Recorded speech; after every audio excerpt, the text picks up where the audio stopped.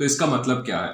तो जावा जब मैं बोलता एक फ्री सॉफ्टवेयर है तो आपको पे करने की जरूरत नहीं है, और जब मैं बोलता ओपन सोर्स है तो आप डाउनलोड कर सकते हो और आप जो है कोड करना स्टार्ट कर सकते हो। तो जावा के साथ काम करना बहुत ही ज्यादा आसान है, आपको बस जावा को इंस्टॉल करना है और आप जो है कोडिंग करना स्टार्ट कर सकते हो।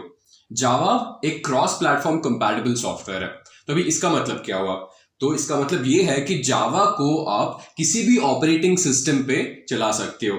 तो आपके पास विंडोज सिस्टम है तो आप जावा को विंडोज सिस्टम पे चला सकते हो, अगर आपके पास मैक है तो जावा को आप मैक पे चला सकते हो, अगर इसी तरह आपके पास लाइनक्स या फिर यूनिक्स सिस्टम है तो आप जावा को जो है उस पर भी चला सकते हो। तो मान लीजिए आप कोई बिजनेस प्रोजेक्ट पे काम कर रहे हो और आपके पास एक विंडोज सिस्टम है और आपके बॉस के पास एक मैक सिस्टम है, तो आपने पूरा प्रोजेक्ट आपके सिस्टम पे बनाया है और आपको अगर शायद से लग रहा है कि आपका कोड जो है आपके बॉस के सिस्टम पे चलेगा नहीं चलेगा, तो आपको बिल्कुल भी डरने की जरूरत नहीं है, क्योंकि जावा क्रॉस प्लेटफॉर्म कंपैटिबल है, वो हर एक ऑपरेटिंग सिस्टम पे सीमलेसली चलता है।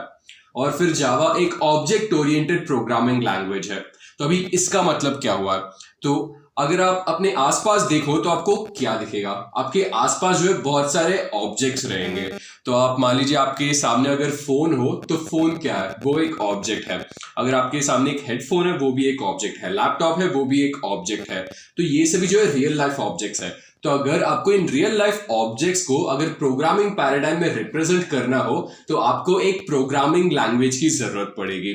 तो इस चीज को हम ऑब्जेक्ट ओरिएंटेड प्रोग्रामिंग लैंग्वेज बोलेंगे। तो जावा एक pure object oriented programming language है। इसका मतलब ये है कि जावा आपको ऑब्जेक्ट्स और क्लासेस प्रोवाइड करता है जिसके साथ आप रियल वर्ल्ड ऑब्जेक्ट्स को प्रोग्रामिंग पैराडाइम में रिप्रेजेंट कर सकते हो। तो ये सभी जावा के बेसिक्स हो